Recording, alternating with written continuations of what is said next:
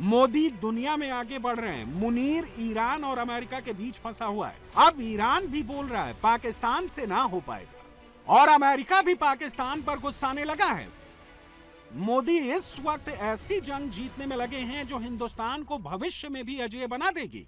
मोदी एक साथ दो फ्रंट पर काम कर रहे हैं।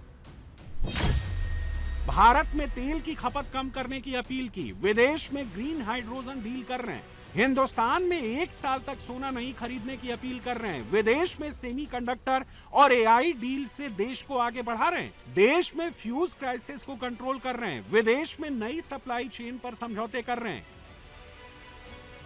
एक रास्ता बंद होता है तो प्रधानमंत्री मोदी नया रास्ता खोलने की तैयारी में लग जाते हैं। एक लीडर जो आज में कल की तैयारी करता है, वर्तमान में भविष्य के लिए काम करता है, वो देश को कभी झुकने नहीं देगा।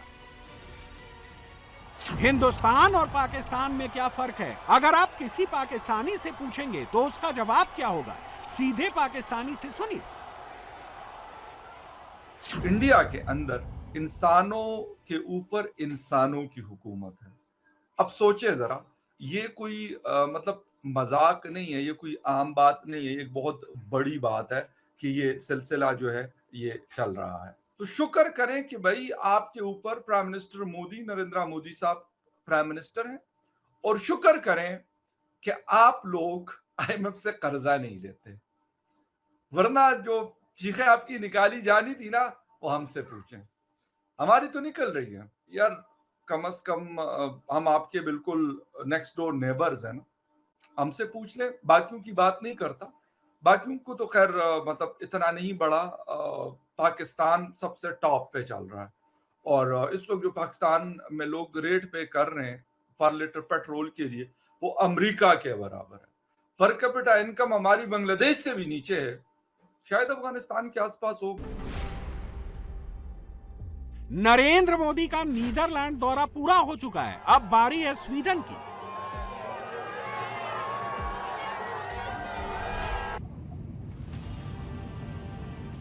नीदरलैंड से जैसे ही प्रधानमंत्री मोदी का प्लेन स्वीडन के एयर स्पेस में दाखिल हुआ, स्वीडन का सबसे शक्तिशाली फाइटर जेट ग्रिपेन प्रधानमंत्री को गार्ड ऑफ ऑनर देने पहुंच गया।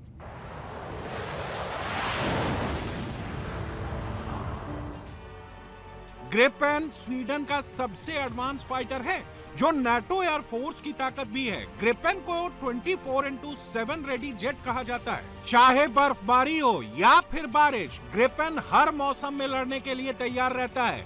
ग्रिपेन कहीं पर भी लैंड कर सकता है, छोटी सी एयरफील्ड से टेक ऑफ कर सकता है।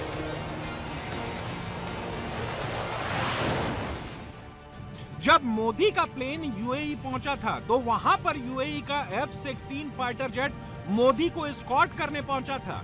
2 दिन बाद जब पीएम स्वीडन पहुंचे तो यहां पर स्वीडन का फाइटर जेट ग्रिपेन सम्मान में आया। 12 साल में हिंदुस्तान को देखने का नजरिया कितना बदला है, इसका एक और सबूत देखिए।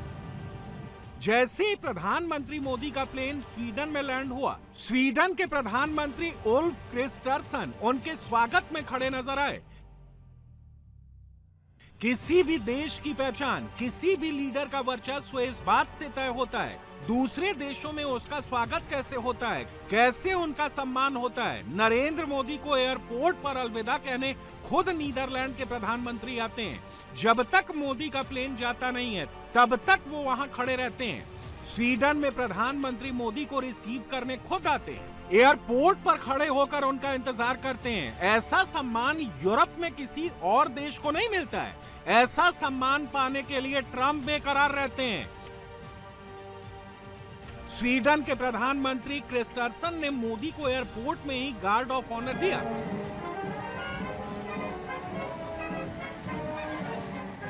स्वीडन मिलिट्री का बैंड, स्वीडन आर्मी की स्पेशल यूनिट मोदी के स्वागत में खड़ी थी।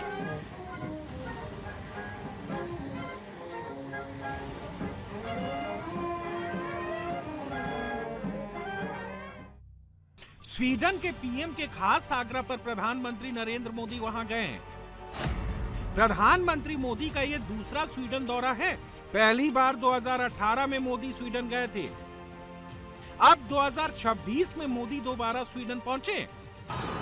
प्रधानमंत्री मोदी कितने पावरफुल हैं, उनकी ताकत क्या है, ये स्वीडन के अंदर खड़े होकर उन्होंने स्वीडन के पीएम को दिखा दी। जिस तरह से मोदी को देखने के लिए भीड़ जमा थी, ऐसा नजारा किसी भी स्वीडन पीएम के लिए नहीं हो। भारत की शक्ति क्या है, भारत की संस्कृति क्या है, भारत का इतिहास क्या है, भारत का भविष्य क्या है, स्वीडन ने, पूरे यूरोप ने देख लिया।